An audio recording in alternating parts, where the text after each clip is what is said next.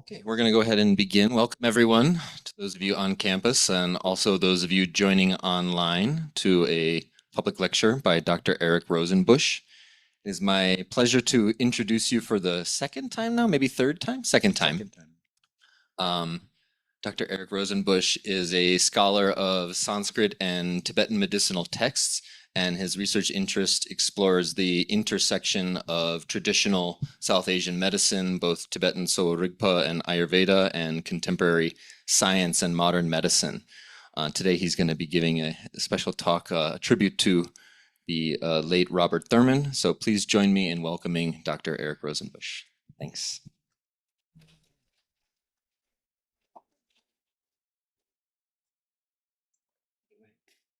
Hi, everybody.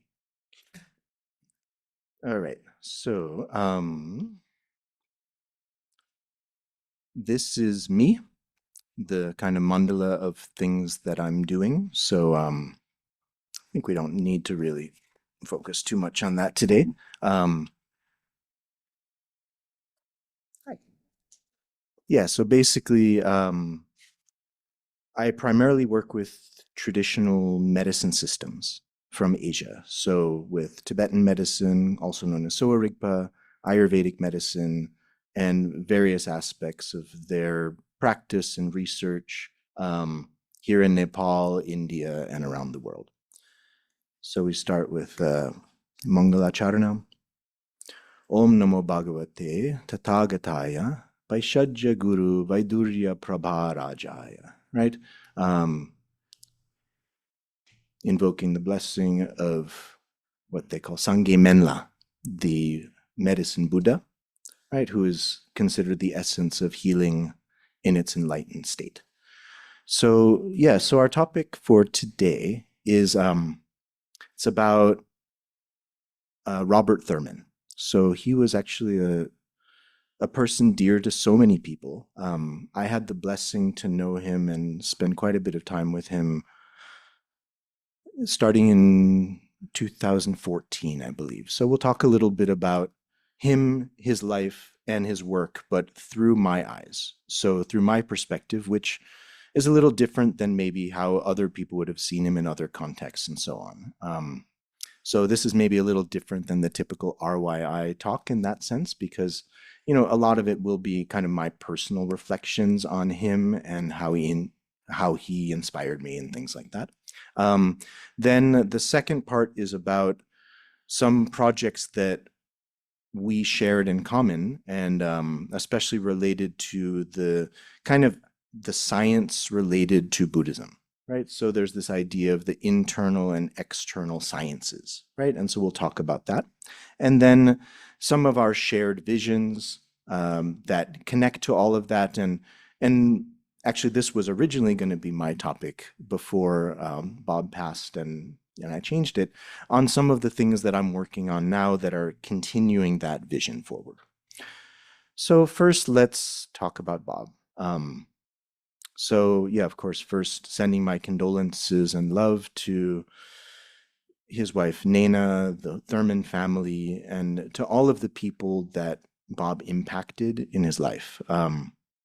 Sometimes you don't really realize the impact that people had until after they leave, and then the kind of ripples of their life permeate, right? So also, as someone who translated the Tibetan Book of the Dead and who taught a lot of its teachings and taught really thousands of people practices on how to prepare for what happens at the moment of death, and every night as you go to sleep to prepare for your death and things like that, I'm sure he had lots of practice on what to do when that final moment came.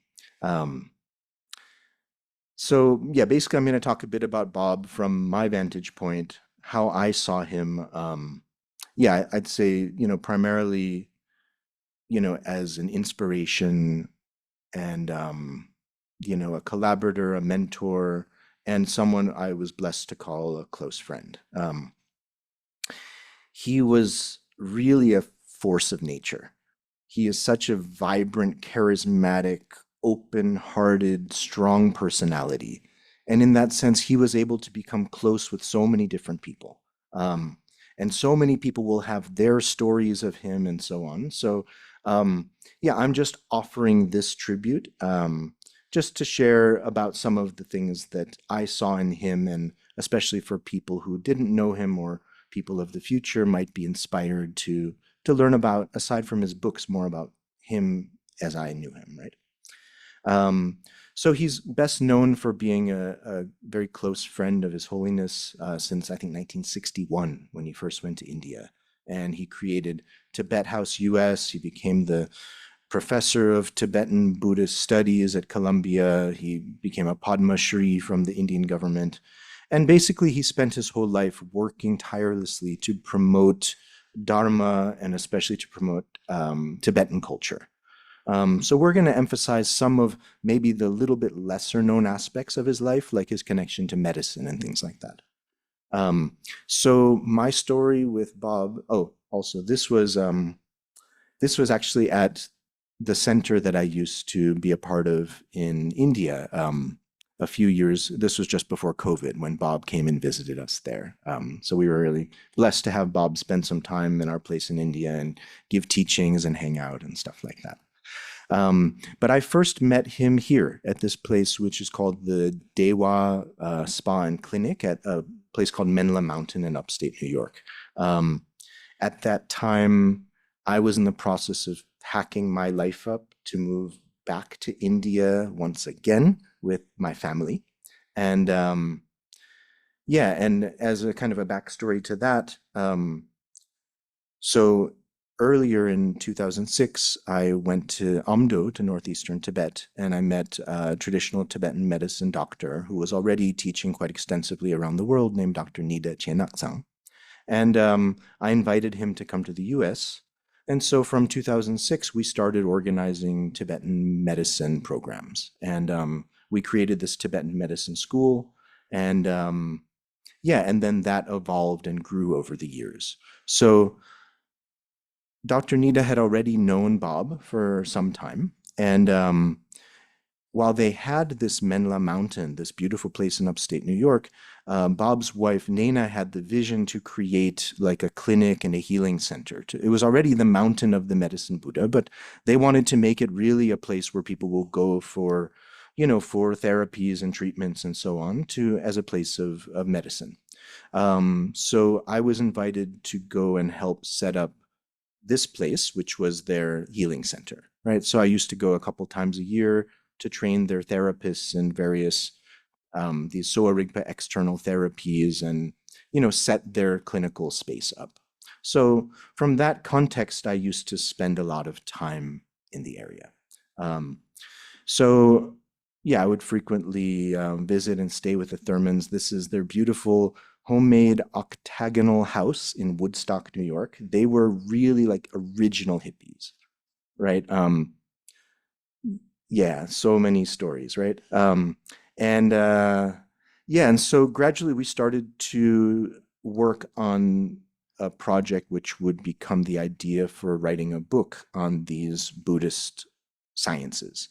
Unfortunately, due to various conditions, that book project didn't go through, but we still always kept in touch about that shared common vision on how we can promote these teachings and the more practical aspects of the Buddhism and the philosophy and so on.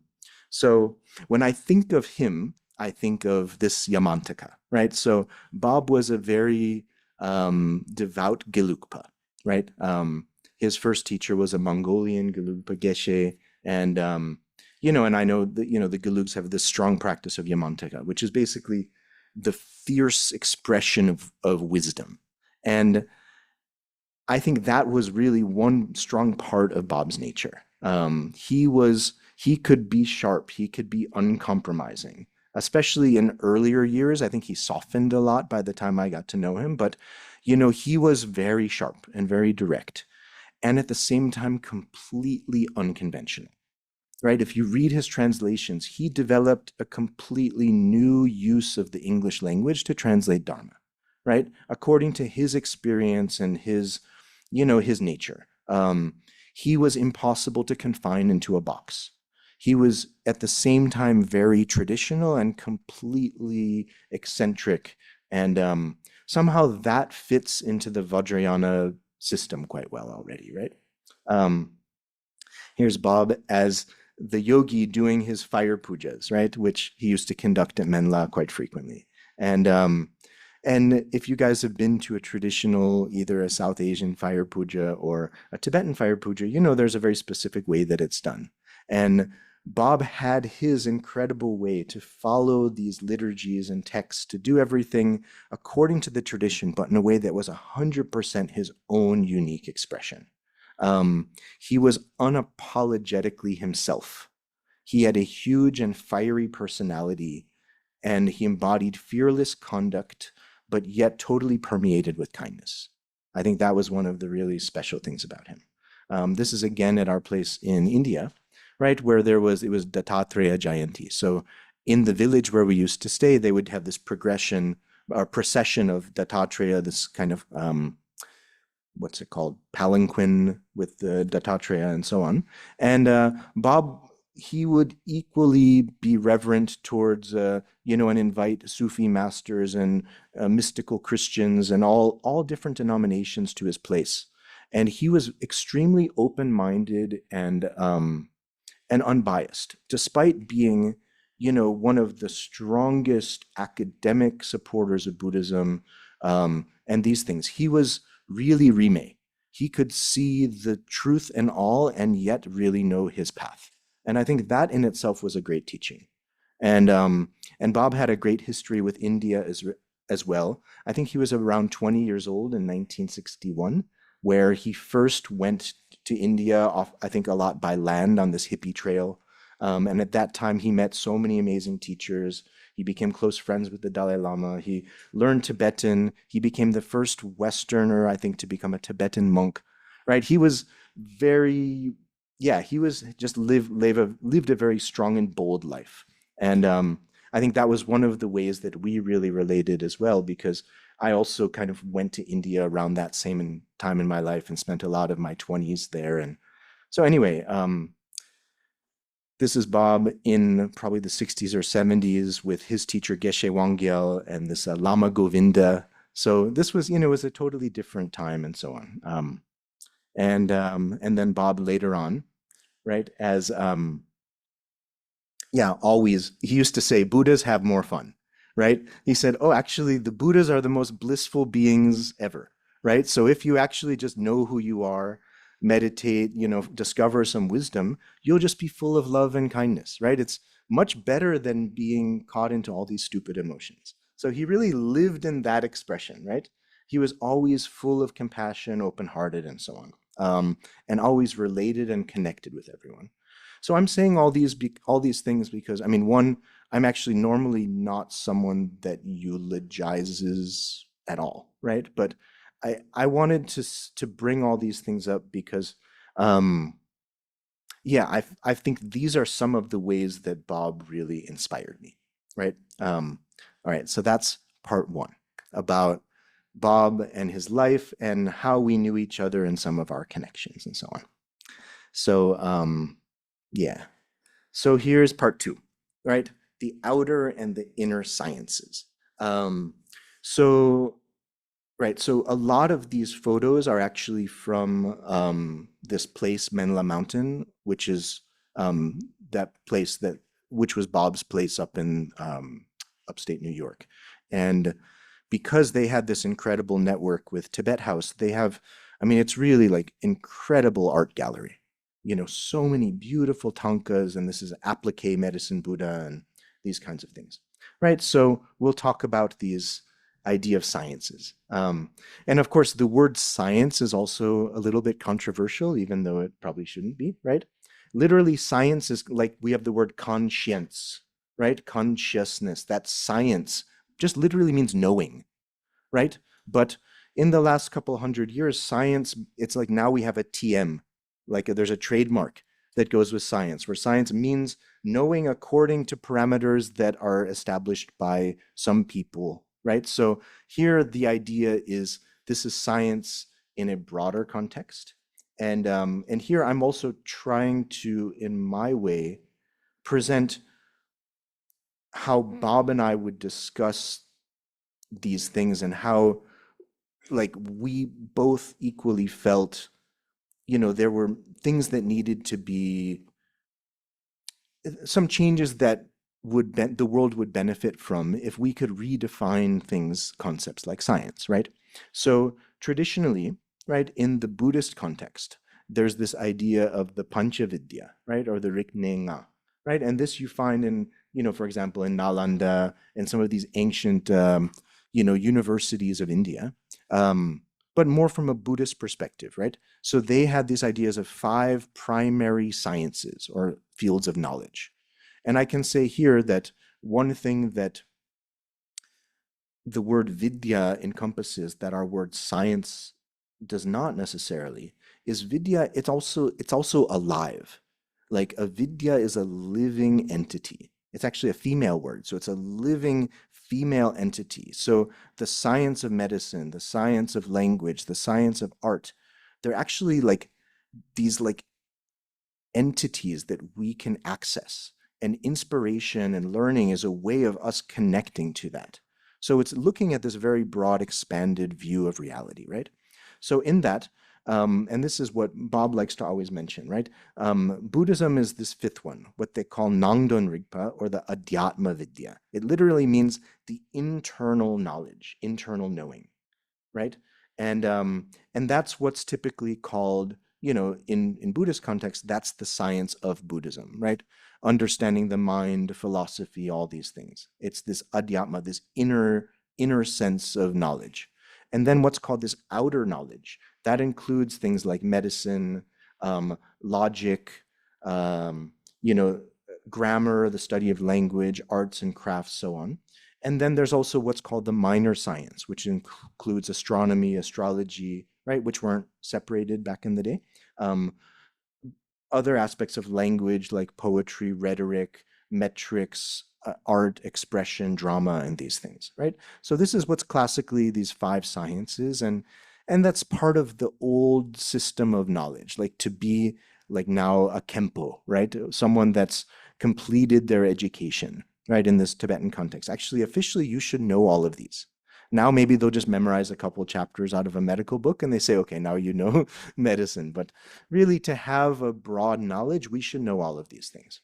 So, back to Bob, when he went to India in the 60s, right, he was able to hang out with these people that were this, the first generation that came from this old world of Tibet, right? Also, some people still from that old world of India as well. So he had the opportunity to learn from, some of the greatest people that came from this pre-modern world, which is also really extraordinary. In that process, he was also encouraged to learn medicine, right? So starting from when he was young, he started medicine, but he never actually completed the training. He just retained a love and a love for the subject and a desire to propagate it. So we can talk briefly about this, inner science, right? Um, and this is a form of the Buddha that he liked a lot, the Simhanada Avalokiteshvara, which is kind of Avalokiteshvara dressing up like Shiva, right? So that was one of Bob's favorites that he liked, right? So what is this inner science, right? And I'm not using his words per se. He had his own beautiful language to describe Buddhism, and you can read books and books on it, right? But to just paraphrase, right, in my words, it's discovering this essential nature of reality through the technology of learning, introspection, and practice, right? To reveal the truth of relativity, which for him, emptiness and interdependence, he calls relativity. So he has a lot of things where he uses some contemporary science concepts and a Buddhist philosophy in very interesting ways, like even karma. He links karma with evolution, right? So as beings and the world is evolving and so on, this is the force of karma that's playing out, right, through the cycles of time and so on, right? So he had some really fascinating perspectives, right? So this inner science, and this is one of, I think, the core tenets of the, what we would always talk about and work towards, is that actually as Nagarjuna says, right, as Madhyamaka says, um, truth is beyond extremes, right? And currently, in these last couple hundred years in the West, there has become a reification of this reductionistic, nihilistic view of reality, right? Where even when other things can be understood and experienced, there is such a strong bias that says, no, reality must be a giant, empty, dead machine, right? So I think that was actually one of Bob's main theses, right? To try to refute that, right? And as his typical paṇḍita kind of style. Really, he was always fiercely trying to refute the people that were basically saying that there is nothing more, like that there is nothing that really exists in a very nihilistic way, right? That demeaned and limited the capacity of life, of love, of experience, of actually true being, right? That clear light aspect, right? We know in Madhyamaka they say there's the extreme view of nihilism and extreme view of eternalism. So modern science, not just it's not science, it's the dogmatic views that have become enshrined as science, right? Is fixed on nihilism. And even when data might show otherwise, there is a bias against that, right? So that's one of the big points, right? And then the second is that reality in itself is a blissful, luminous, ineffable, empty, and interdependent, right? So, of course, that is, Vajrayana in just a few words. And that the wisdom nature is innate and within all beings, right? So he was really very strong against this idea of nihilism that, for example, you die and then you're dead because there's nothing. There is no essence that persists. There's no luminosity to consciousness, that we're all just machines. Like, so for him, that was one of the key things that he spent his life fighting with. And even as a professor at Columbia, for his entire career, he was basically constantly having to argue with people in modern philosophy and other things that were at first, they were very non-Eurocentric views of philosophy. It took him many years to convince some of his colleagues that Indian philosophy was a philosophy, right? And then also just to justify these things on, on various kinds of grounds, right? And then finally that Dharma itself contains many paths to benefit beings on all levels. So again, this is my attempt to portray his perspective on these things, right? Then we have that transition of inner and outer, right? So inner, the nature of inner, which you can say is religion in general, but especially you can say here in this Nangden Rigpa, this Buddhist view, is a focus on the absolute nature of truth, right? All of this reality is an illusion. All of this reality are appearances. All of this reality are empty phenomena, right? This is an absolute truth perspective, right? And so we see the world from the perspective of liberation, which doesn't give much weight to any of these illusory things like this thing that doesn't really exist in its own swabhava and as a computer, right? And so on, right? So, I mean, that's just the emphasis. I am not at all an expert on Madhyamaka or Buddhist philosophy. I'm not even attempting it, right? But these outer sciences are a focus on relative truth, right? So it's about working with temporary phenomena, where the inner is more about the subjective experience, the outer is more about the objective experience, right? So in that sense, when you talk about the body and health and so on, right, the perspective of pure Dharma is not they don't really care so much about the physical body, because in the reality, it's your consciousness that moves from life to life and transcending all of that. Maybe I shouldn't use that word. And finding liberation in whatever yana, whatever kind of way, right? Whereas the outer science is more temporal, right? It's like, okay, how can we find health right now in this body? What foods do I eat? What things do I need to do? And in the same time, if my mind is having all these emotions and all these difficulties, well, perhaps I can modify something in my life. Perhaps it's because I'm out of sync with the external world. Maybe I need to change my diet or take some herbal medicines or do some kinds of relative things to make my meditation more clear. Because my meditation is colored by my angry liver. So when I'm meditated, I'm distracted and I'm angry. Well, that's maybe a liver problem. It's not a mind problem, right? So we focus on this relative phenomena more. In reality, right, we need a balance. In everything, we need a balance, right? So like that, that's about this inner and outer sciences. And to conclude that, right, so what is that place where they converge? One very good example is what happens in this process of death and dying, right? So from a medical perspective, like our medical texts, they start with conception. They say, okay, there is a consciousness, and that consciousness came from the previous existence and so on. But then at the moment of conception, consciousness will enter into the womb, right? And then the medical teaching basically continues through birth, through life, and so on. And then medicine basically ends when you die, right? Your heart stops beating, you have no more electricity or energy in your brain, right? And then, okay, then the medical chapter is kind of done. But the spiritual chapter is talking more, okay, well, what happens? How do we go from life to life? What's that process? How do we navigate these in-between states and so on, right? So right now is the 29th day that Bob is in the Bardo, right? This where we say there's this 49-day period. Of course, at any point, even right at the moment of death, we don't enter the Bardo if we recognize the innate luminosity of existence, right? But still, he's on day 29, right? And I think it's an interesting place where that the medical and the Dharma teachings converge, and especially this is the Vajrayana perspective, right? So as I said before, like when people would come to his place at Menla, he would always say that, you know, at night before people would go back to their rooms to bed, he would say, okay, now you guys have to all learn our Menla yoga, right? Which is as you're going to sleep, you contemplate the dissolution of your sense organs and the elements as they kind of withdraw inside.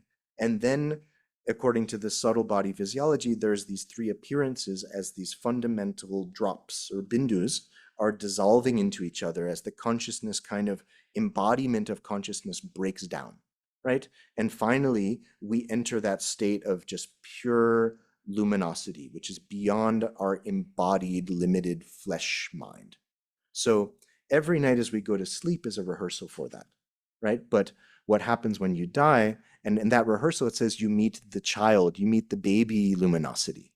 But when you die, then you meet the real luminosity, you meet the real infinite mother, right? So Bob has already practiced that so much, so now he's gone and experienced all that, you know, and this body is now complete. So, okay, so next we'll talk a little bit just about Sowa Rigpa, the tradition of healing. It's the traditional medicine system of Tibet and the Himalayan areas. Right, so this is really like basically all that stuff from before. I was trying to put Bob's words and my understanding of his perspective into things. This stuff ahead, this is me, right? Or my understanding of things. This is the stuff, what I kind of, what I do and, you know, what I work with in this life. So, yeah, so, okay, so this is a map of the southern and eastern side of Asia, right? And we can say that here we have these places where I drew these bubbles with my not very good graphic skills. These are places where I'm identifying as really essential classical medicine traditions, right? So why am I saying that? Of course, there's wherever humans have existed in a pre-modern time, right?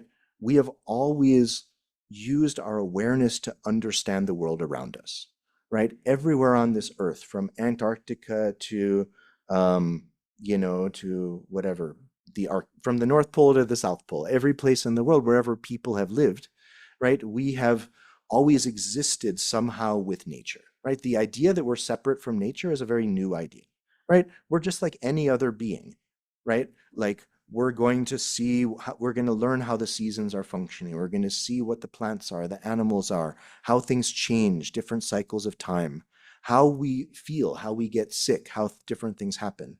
And with this, we learn how to adapt. We learn how to be a part of our ecosystem, right? So this is something we find everywhere. And this is contained and maintained by all of the indigenous and traditional medicine systems from everywhere in the world. Here, when I say classical Asian medical traditions, what I'm differentiating is these are traditions that were highly literate, right? That had extensive, volumes and volumes of texts where they systemized their tradition and knowledge into repeatable ways that were passed down in this kind of way. So you can say these are some of the big or the main classical Asian medical traditions, right?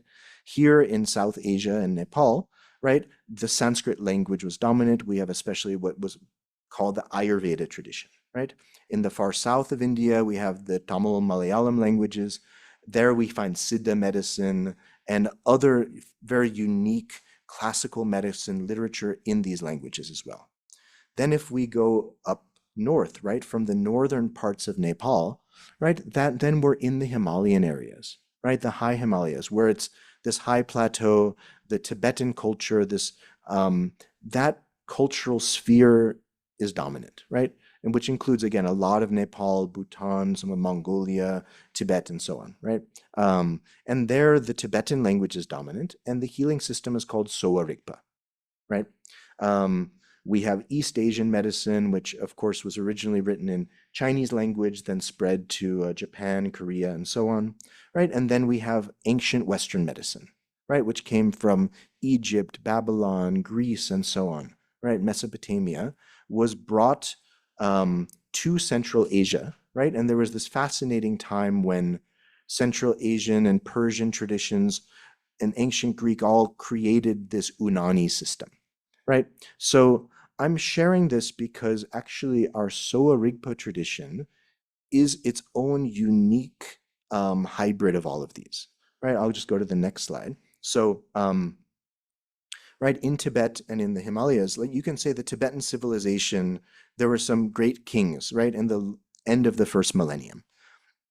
And the story is that they invited the great doctors of all of the neighboring countries.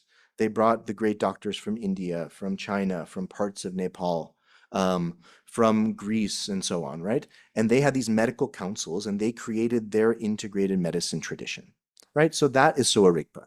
You can say that really the base is the indigenous Tibetan knowledge and language, but then there was a very strong influence of Indian tradition because Buddhism was translated from Sanskrit, right, into Tibetan.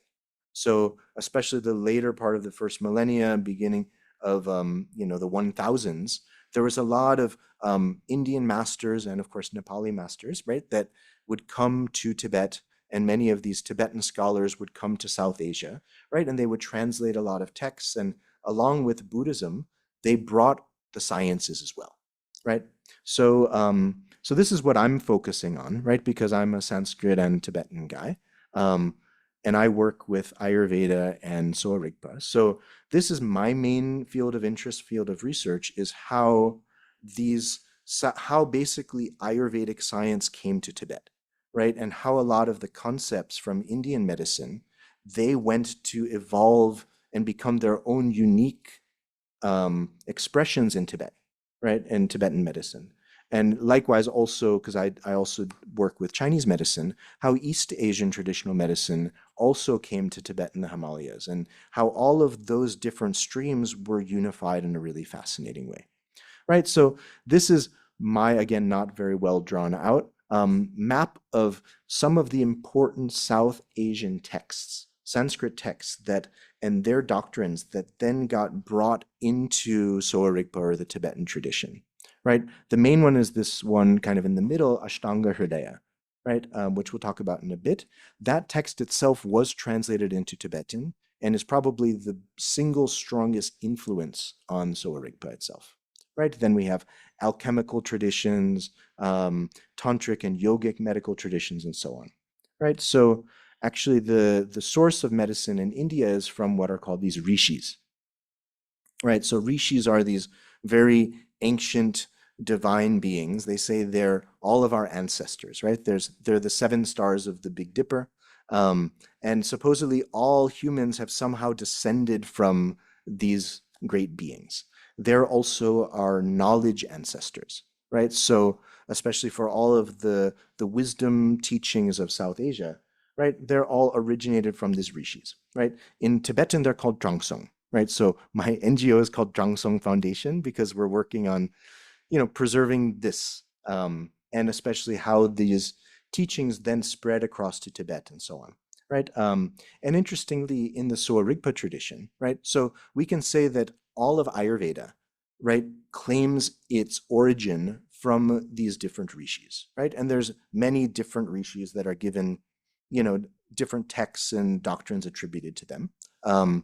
Then even if you look at Shakyamuni Buddha's time, there's many references to rishis in the Buddhist teachings as well, right? So that's also very fascinating. Was it Asita, right, who prophesized, what he would be when he was young? And there's many stories about rishis in the Pali texts as well. Even if you look in Thailand and Southeast Asia, they still have shrines and do practices and revere these rishis as these kind of divine beings that often are kind of living in the forest and might live for hundreds or thousands of years in these things, right? So in the Sowa Rigpa tradition, actually, the medicine Buddha, who's kind of the source of all of the Sowa Rigpa teachings, is considered to emanate as rishis. So actually, even Sowa Rigpa says, actually, this is the rishi teaching. So I find, before we talked about this idea of the non-sectarianism, actually, in some ways, this medical teaching is probably the most non-sectarian of any of the Tibetan kind of lineages and schools, because I'll just show you guys the slide, right? So here we have the mandala medicine Buddha.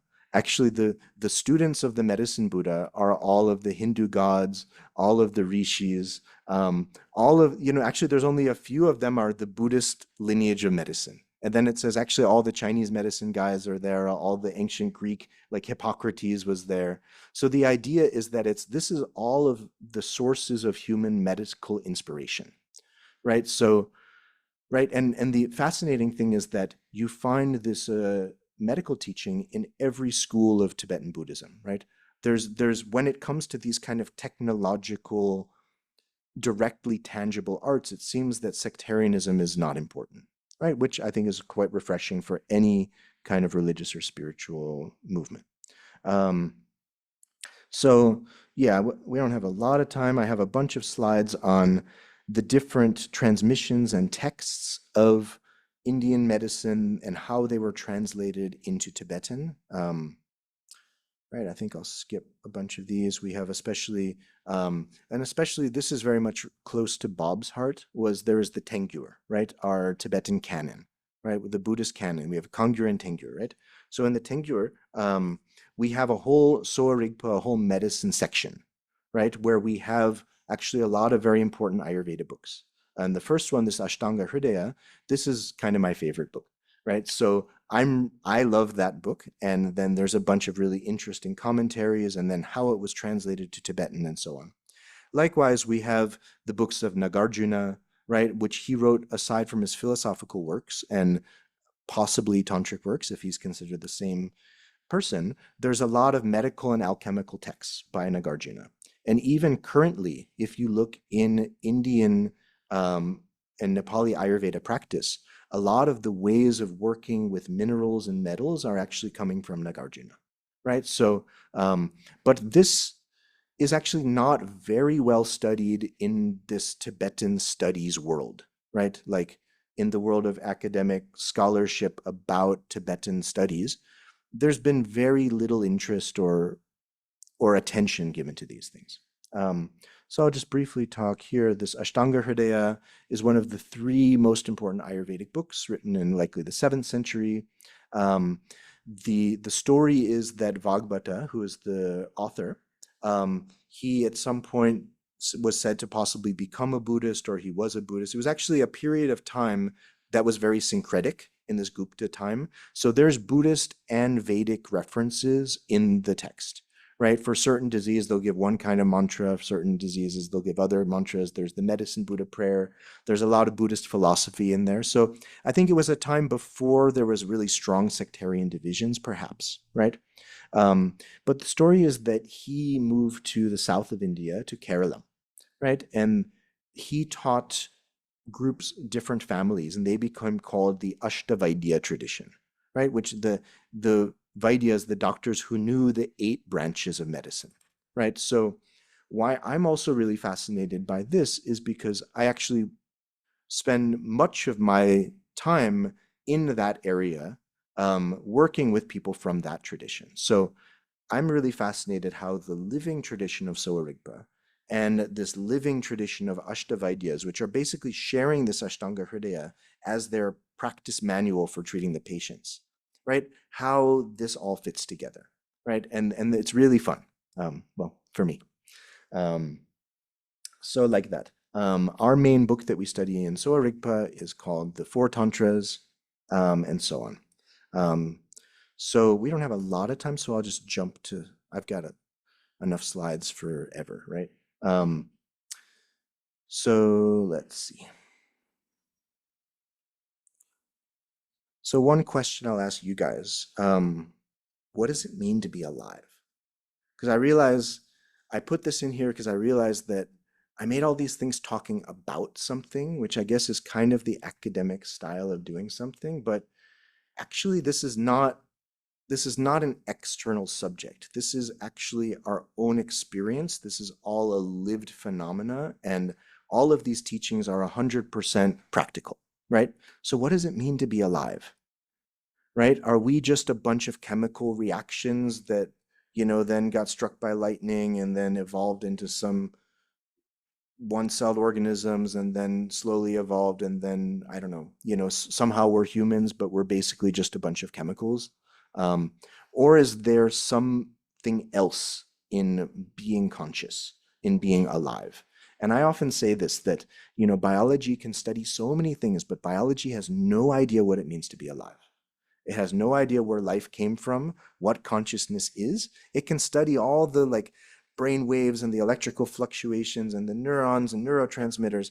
It still doesn't know what consciousness is, right? We can observe something, but that subjective experiencer, right? There's actually no idea what that is. And then what happens after death is a complete mystery, right? So like that, right? We have to start with humbling ourselves a little bit, right? And like I said, Bob was a quite fierce warrior on that perspective. So Sowa Rigpa has its own unique view of the body and life, right? And of course, if you guys aren't familiar, it has this beautiful collection of medical paintings, right, where it describes all the aspects of the medical system in a beautiful way. So one thing that's a little different about Sowa Rigpa is that it incorporates more of these kind of yogic or tantric teachings from Vajrayana. So it talks about subtle aspects of mind and energy and things that are actually not really a part of normal medical practice. Because normally in medical practice, we're looking at someone, they're having symptoms, what did they eat, what did they do, what kind of herbs can we give, right? So this is very different than looking from a perspective of someone who's doing internal practices, right? And how their body and system is evolving. So like that. Just wanted to introduce, yeah, unfortunately, we don't have time to talk so deeply about the Sowa Rigpa tradition. But yeah, it has a beautiful and powerful view of existence and very powerful and tangible remedies that can be used, right? So just really, really, really briefly, right? Everything exists because of a cause and a condition, right? Why we are all sitting here, why we're getting hungry, why our digestive system works the way it does, why we sleep, why we get cancer, why we die, right? All of these are all based on causes and conditions, right? They're based on how our body formed, what we're doing with our life, how we're acting, what we're eating, our emotional states, all of these kinds of things. These are all causes, right? So those accumulate, right? And they'll affect us, right? So we're affected in different ways. We'll all have our own unique nature, our unique constitution, right? That's a sign basically from our conception and from our birth, right? You can see, for example, you look at someone as a little baby, you look at the same picture of that person as an old man, you can see it's the same person, right? Their bony structure will be a certain way. They might have a certain personality traits, how their organs are, and so on, right? These are things that are constant throughout the life. So that's our kind of substrata, that's our basis, right? And then there's all the stuff that we do. So with that, right, in Sowa Rigpa and in traditional medicine in general, right, if there's something wrong, we have to first diagnose it. We have to understand it. So we can ask questions, we can feel the pulse, look at the urine, like we have many tools that we do. But the idea is to get a picture of what's going on in that person, right? If we have magical X-ray vision, we can just look and we can see, maybe it looks something like that. But then once we have an idea or a diagnosis, then what do? Then we make some remedy, right? And the remedies, we have four main remedies, right? We can use diet, we can use lifestyle, which basically lifestyle includes like anything that we can do in 24 hours, right? Including how we work with our mind and, spiritual practices, whatever. We have herbal medicines, right? Which also includes metals, minerals, animal products, but mostly plants, right? And then finally, we have also external therapies, right? Like different types of body work, acupuncture, moxibustion, bloodletting, surgery, right? So many different things, right? These are all external treatments, like somebody does something to you, right? And then finally, you can say you can do some kind of spiritual healing, do some rituals, do some inner practices, work with your mind and things like that. So that's Sowa Rigpa in like 2 minutes, right? All right. So to kind of conclude, or not conclude, but bring to the third thing I wanted to talk about is, okay, so we talked about Bob and his life, right? And then about this idea about these inner and outer sciences and, some of the visions and shared ideas. So now I wanted to talk about how, things that my vision of what is needed for the future, and some of the ways that I'm trying to do those. And the intention of this is that, yeah, I feel that these issues are actually really vital for humanity perpetuating itself on this planet for centuries to come. That we are at a point in time on this planet where the world is changing so fast. And what our grandparents and their grandparents and their grandparents and their grandparents were doing had more of a continuity. And as years go by, things are getting more and more different. And many things are getting forgotten, right? We talk about loss of biodiversity, loss of languages, loss of many things. But as someone who's spent a lot of my life working with these traditional medicine systems, I can see that there are some real gems, right, that actually have the capacity to redefine what science understands a lot of things to be, right? If we can only look in the right perspective. But what's happening is that there's also a dramatic loss, like some people use the word epistemicide, right? Where actually there is a death of these traditional thought processes. And in some ways, they are more vital. The thought process behind how people understand the body and life and these things are much more important than, oh, you pick that leaf to cure your diabetes or whatever, right? Those are just substances. What's more important is the why and the how, because we are losing connection with a lot of things of the past. So that's why, I and Bob was, I am and Bob was, I feel very focused on seeing, okay, these are important issues that really need to be addressed by humanity and are often really not, right? So I'll just go through that quickly. So, right, how are we different from people 100 years ago, 1,000 years ago? We like to think, oh, we're so different. Our lives are so different. Read some history, read some biographies. People have always been the same. Maybe the stuff that we eat is a little bit different, right? The stuff we do is a little bit different, but not that different, right? There's new stuff for sure, but we're following the same matrix, we're following the same patterns, right? So I think we should also understand that what we see in these ancient medical texts are not things that only work for when we're subsistence farmers or, herding cattle or yak on the high plateau, right?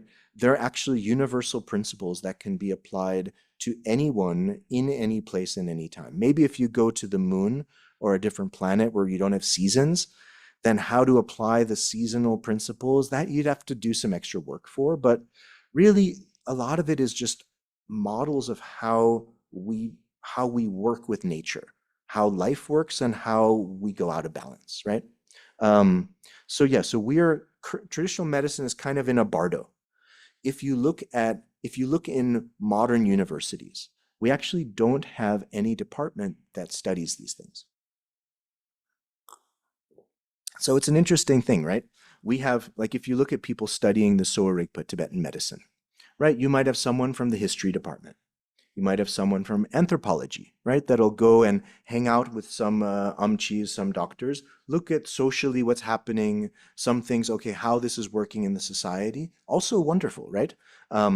We can study it from, we can, for example, pick that leaf that's traditionally used for diabetes and do biochemical analysis and then inject it into some rats and see what it does to their blood sugar, right? We can do, like, that's how clinical medicine interfaces. But um, in terms of, or we can study it from perspective of some people that study language and try to translate texts and so on. But often, if people don't actually learn really the subject, it's not going to work that well to translate. You can translate what the words literally say, but if you don't know what they mean, the translation will not be complete. So I feel this is a big issue with, especially in the West, how people see traditional medicine. We have, like, for example, I went to the only traditional medicine system that's recognized in the United States is Chinese medicine, right? So I did like a master's and doctoral programs in Chinese medicine, got my license because it's the only system that has a license. Um, right? But even still, Chinese medical colleges are not in major universities. No major US university has a Chinese medicine department. They might be accredited, but it's still kept something separate from what's conventional academia. And likewise in the East, right? In the East, there's a big difference. Like, for example, here in Nepal, you could say Nepal, India, China, all of these countries, right? Bhutan, Mongolia, and so on. We have to distinguish between what we call in the West as alternative medicine versus what here is the indigenous medicine of the land, the medicine tradition that people have been practicing in this land for millennia, right? So here in Nepal, for example, we have recognition of all these traditional medicine systems, especially when they are the indigenous medicine of the place, right? So the context is different, but still there is this chasm between modern medicine, modern science, and traditional science. And so this is the realm that I'm always navigating, right? Where there's actually both have a lot to learn from each other. So like that. And I'll just jump really forward really quickly. I'm presenting 3 approaches that I see as ways to solve this. One is what originally was going to be the subject of this talk, which is a website that I'm building, which is basically a digital archive of medical literature, right? So this website has basically all the traditional medicine texts in Sanskrit, Tibetan, Tamil, Chinese, where eventually we'll put more, but it's mostly Sanskrit and Tibetan. And we're going to have special tools for how people, scholars, doctors, students, can basically understand these traditional medicine texts in a better way, right? Using super high-tech AI and all this stuff too. But the idea is not to replace our human intelligence. It's to use these tools to help us access the data, not to outsource our intelligence to a machine, right? So this is one thing that I'm very strong about, right? That nowadays, right, our attention span is weaker, our time is weaker. So we can use tools to help us, right? But as soon as we give our autonomy away, then it's problematic, right? I'm not building a website to diagnose the patients for you and give them medicines. But for people that want to understand what's in between the lines and how text passages relate to each other and this interlinkage between concepts, right? And to kind of almost emulate how these great scholars and paṇḍitas of the past, how their cognitive process worked, and use some of these tools for this kind of analysis, then we'll do that, right? And we have lots of fun stuff that we can talk about another time. And then this is what I'm doing in India. So in India, it's a little bit of a different focus. Here it's working mostly with Ayurveda and Siddha, right? So this is people doing the traditional medicine from the southern part of the country, right? But trying to expand its scope of practice. Because some decades ago, these traditions actually had skills to treat a lot of emergency conditions, a lot of very serious diseases. Then what's happened over time is they got pushed more and more into what's now being called wellness treatments. And a lot of how to manage these difficult cases, that knowledge is going away, or at the same time, people are losing their ability to do that. Right, so we're working with a lot of things like late-stage cancer patients, emergency tradition, and then specific things like autism and orthopedics injuries. And especially for a lot of these strong things, we're using alchemical medicines, which are made from minerals and metals that have gone through extensive purification processes. So at the same time, we're doing actually modern, like super high-tech material science analysis, using nanotechnology, using all of the most cutting edge labs and instruments to try to understand what really happens when the text says, oh, you have to incinerate this and you grind it with this herb and then you incinerate it in this way and then you do all these steps where it can take weeks or months to purify these metals and make basically nanoparticles out of these substances. Well, what's actually happening? So we're trying to study that in a, using the tools of modern science. So that's what we're doing in India. And then to conclude, we have what we're doing in Nepal, right? So just down the road from here, we have our Sowa Rigpa International College, right? Established in 2016. So here in Nepal, we have actually an ancient tradition of Sowa Rigpa in the Himalayan region, which is unbroken. We still have these traditional doctors called Amchi, right? All over the country, from Humla to Dolpo to Mustang to Solokhumbu to all of the high Himalayan areas where their tradition is like Tibetan, right? So all of them have their own local indigenous Amchi traditions. They know how to work with the local plants. They know how to work with the people and so on, right? So that's already strong.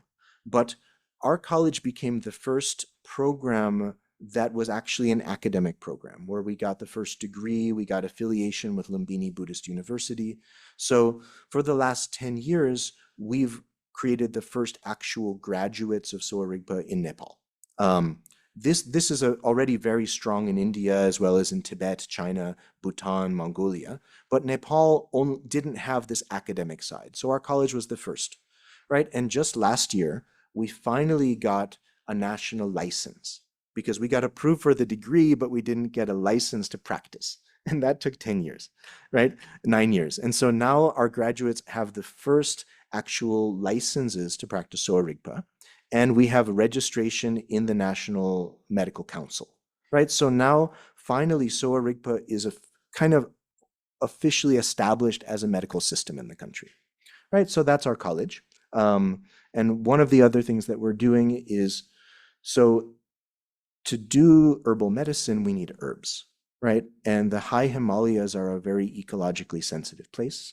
So there's a lot of issues with climate change. There's a lot of demand for over-harvesting of these herbs and so on. So one of our main projects, so I run this research department, right? And one of our main initiatives is to work with sustainability for high-altitude medicinal plants through sustainable collection, through farming, inspiring farmers, and even just doing better documentation of mapping of what is the situation in the high altitude, right?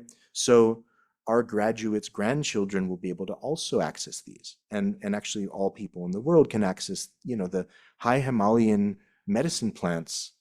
I mean, they have to be amazing, right? The Himalayas are some of the most magical place on this planet.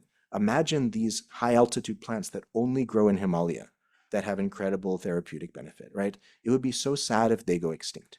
So we're doing a lot of work for conservation of that, then text research, digitization, and so on, right? So yeah, so to conclude, this is the Shitro, right? The basically according to the Nyingma school and the Bumpo school of Tibetan Buddhism in Bun, um, within our being, we have these innate energies, right? They call the 100 peaceful and wrathful deities, right? They're in our heart, our throat, and in our head.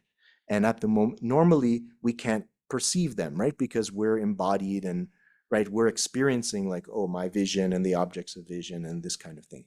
But when we're disembodied, after we leave this earth, right?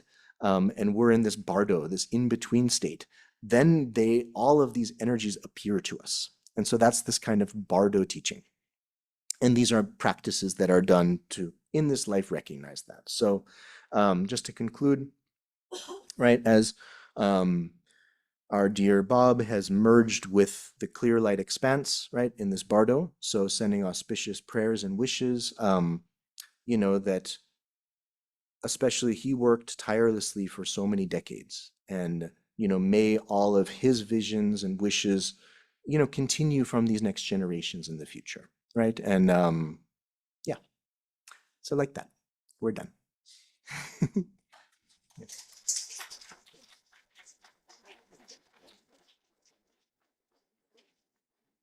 So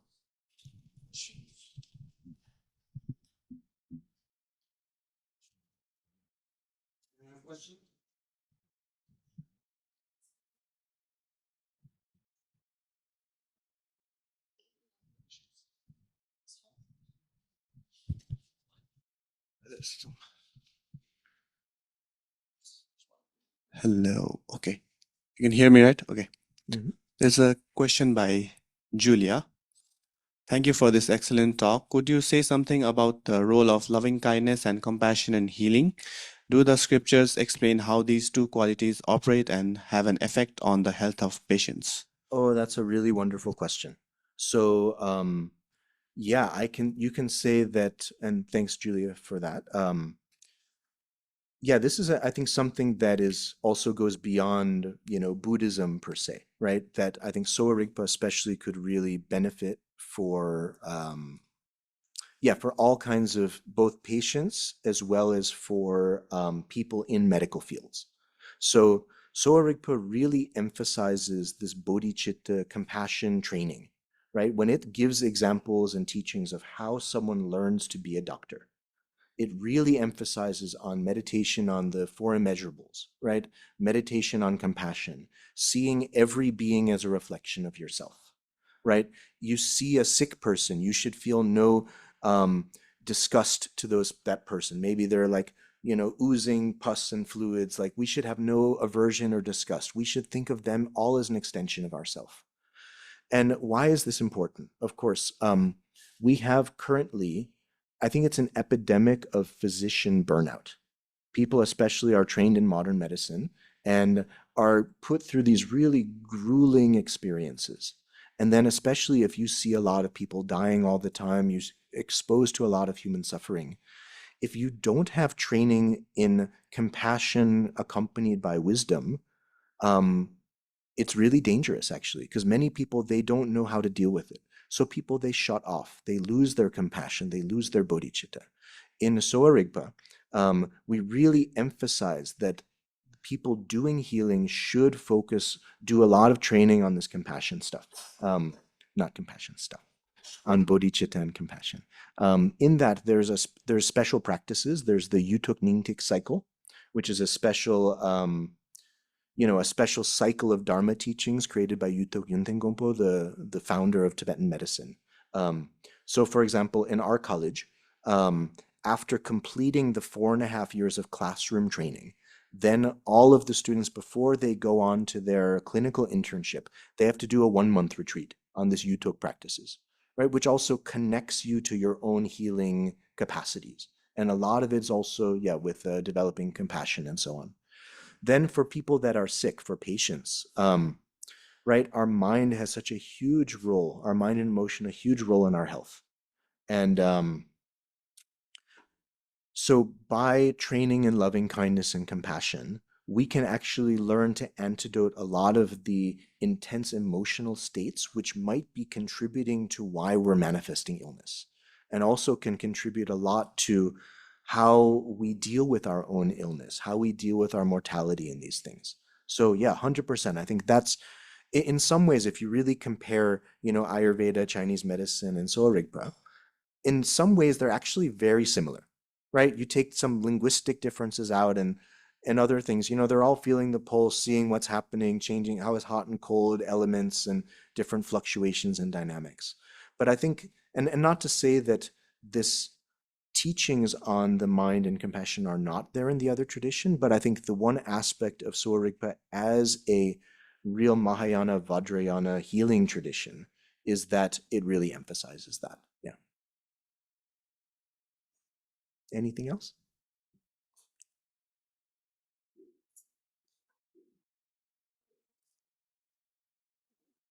Yes.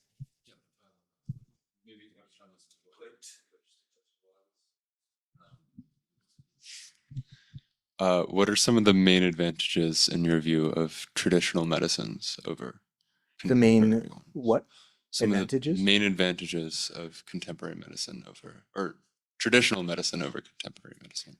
Um,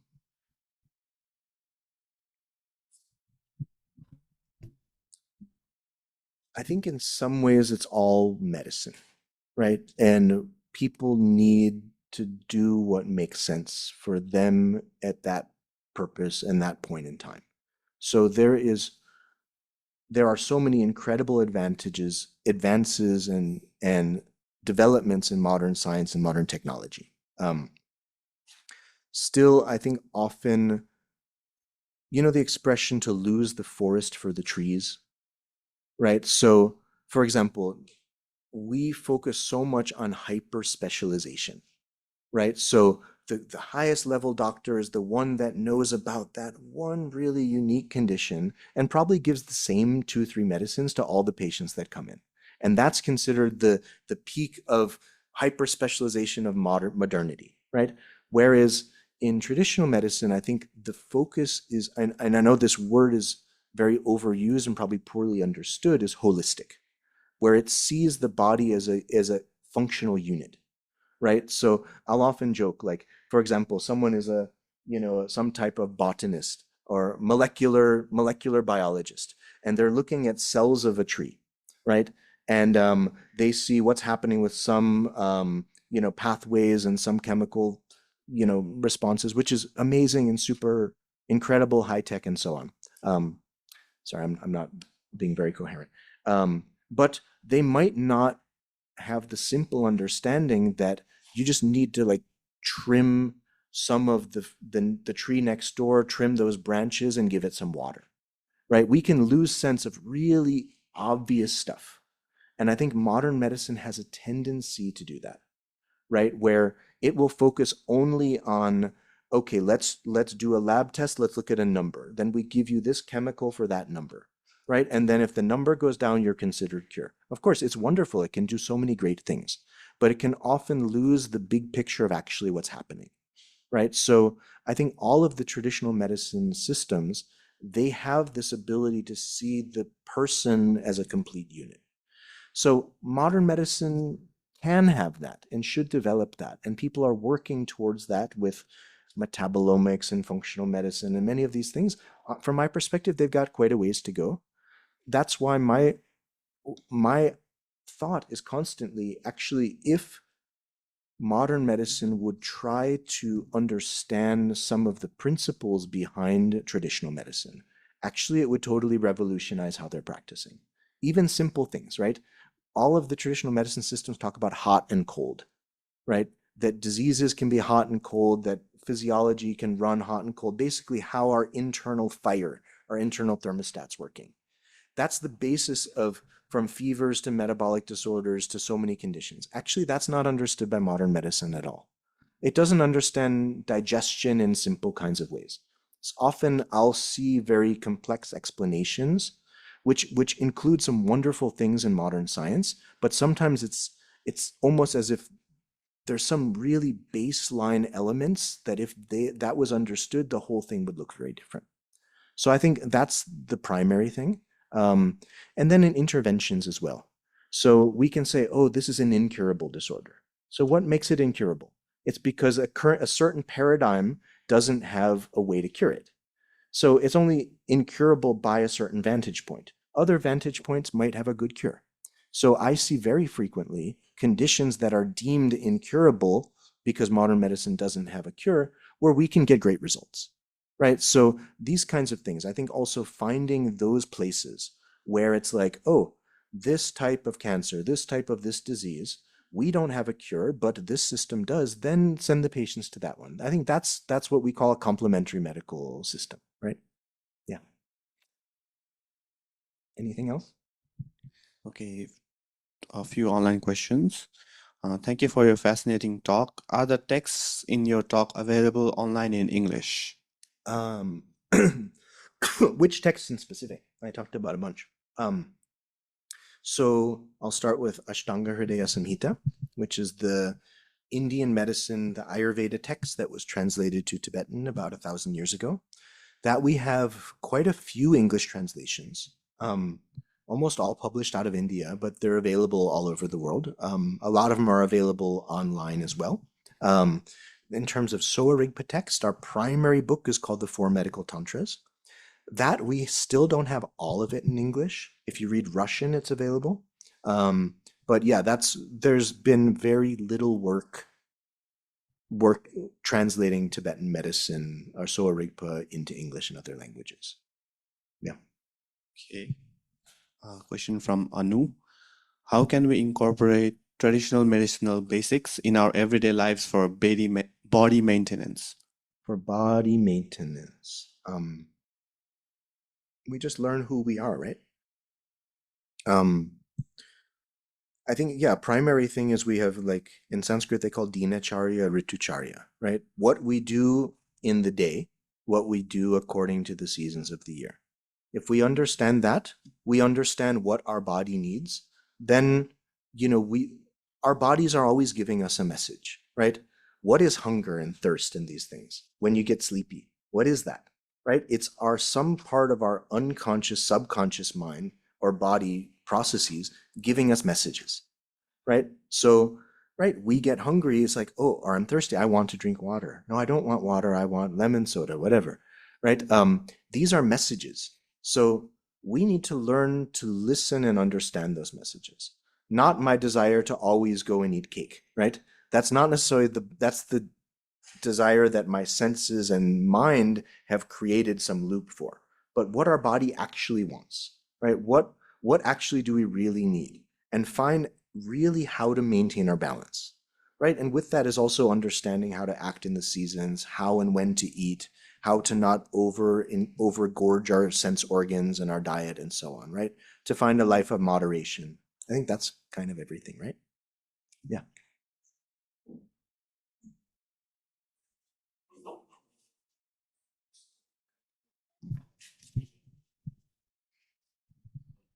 So I've had a clinical practice for some time, and I also noticed myself coming up against burnout. And so you mentioned in having this really kind of clear perception of the patient is also a reflection of oneself.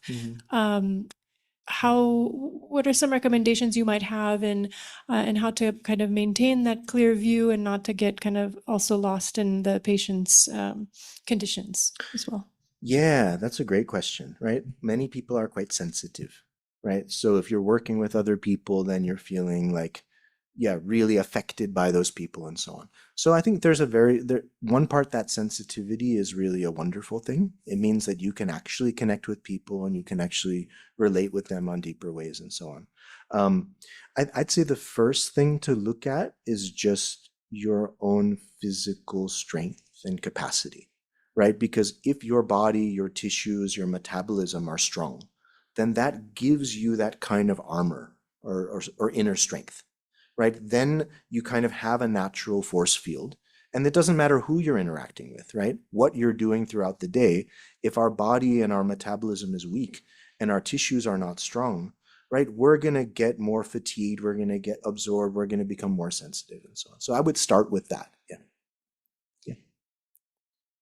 Right. And even just simple things like, exercise, sleep, diet, right? Yeah.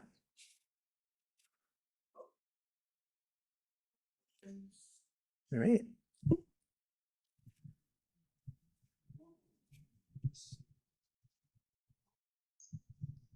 I have usually heard that Tibetan medicine kind of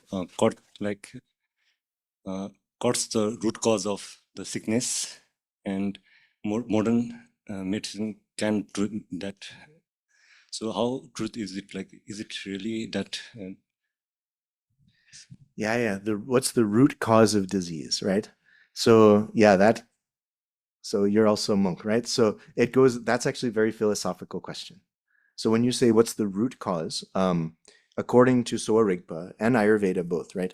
So they say, what's the root cause? First, the root cause, the distant cause, means that we're first because we're in the samsara, right? Why do we have problems? Well, first, our main problem is because we're in samsara, right? Why are we in samsara? Because we have fundamental ignorance of the unity of reality and so on, right? So because of marigpa, because of this fundamental ignorance, then all of our problems start, right? So that's the really distant cause.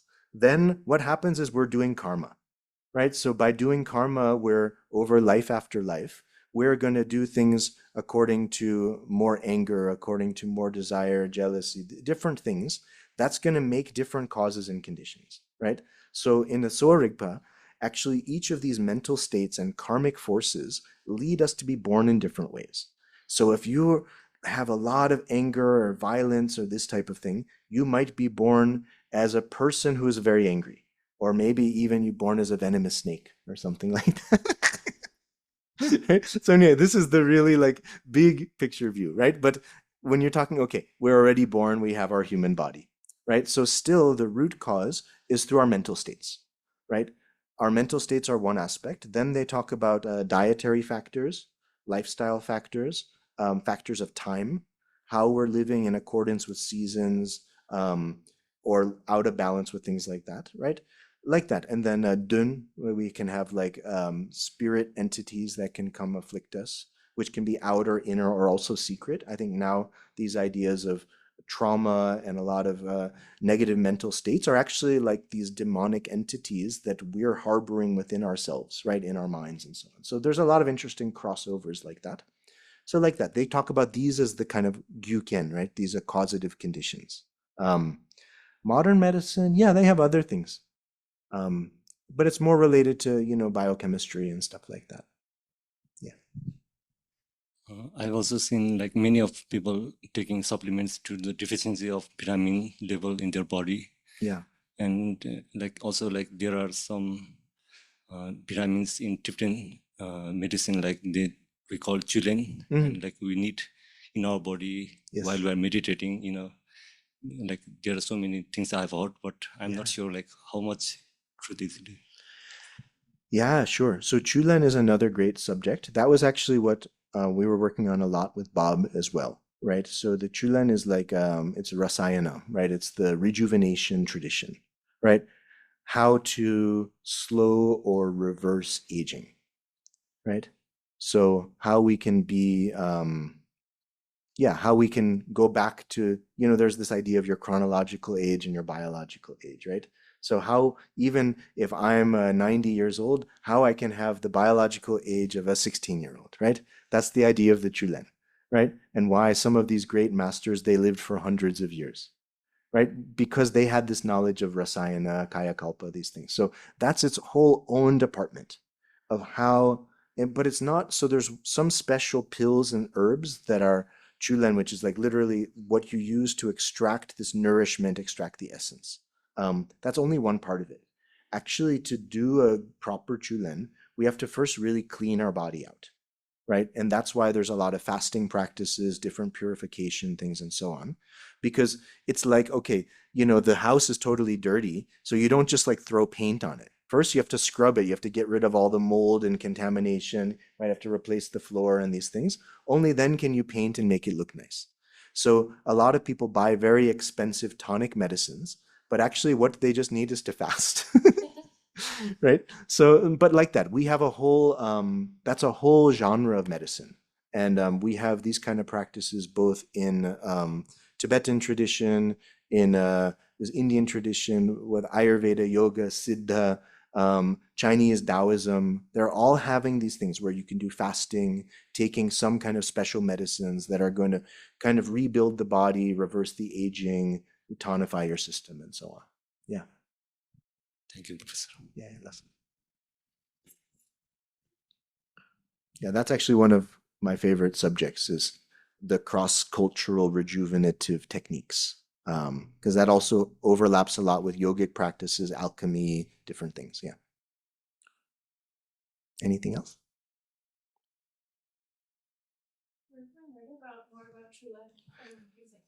Where can you learn about chulen? Okay, so chulen, you can say there's a couple different types of chulen, right? One is like the Dharma chulen, right? Which you can learn if you guys are here in Kathmandu, right? There's many of these, Tibetan masters that might teach some chulen practice, right? So that's often connected to meditation, right? Where you're doing special breathing practices, fasting, and sometimes only eating some medicinal pills, right? There's different types of chulen for different substances. So one part of that is also about cutting the attachment to worldliness, right? You're cutting like you can live in the cave, you don't need any food, and you can learn how to just survive on breath or just absorb the essence of the 5 elements. That's one part of the way of like developing this renunciation or severing these samsaric links to things, right? They talk about severing attachment to food, to sleep, and dreams and these things, right? So like that, you can find in traditions. Definitely Nyingma, Bumpo have a lot of that. And you can find in some Sarma traditions as well. Then the medical chulen, that's more something that's done as like a prescription, right? It's like, oh, okay, for you in this state of your body, you should do this, right? So like, for example, and I'll apologize, I sometimes jump between the traditions, but right now we just started what's called the Karkataka Masa, right? Which in South India, right? Because they see the months as when the sun enters the different zodiac signs. So sun just entered the sign of Cancer.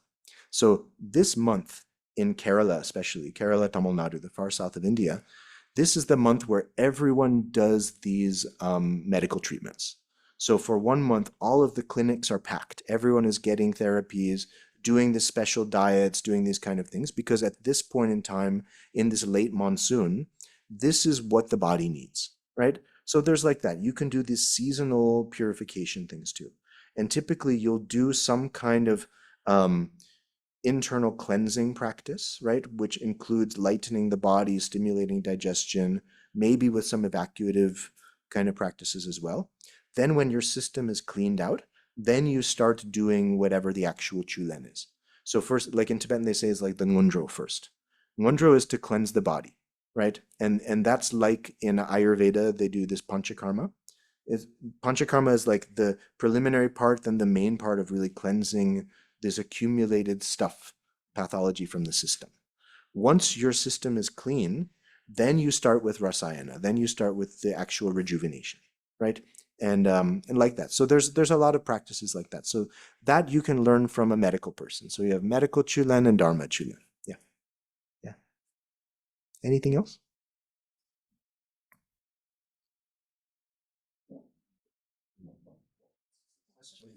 All right.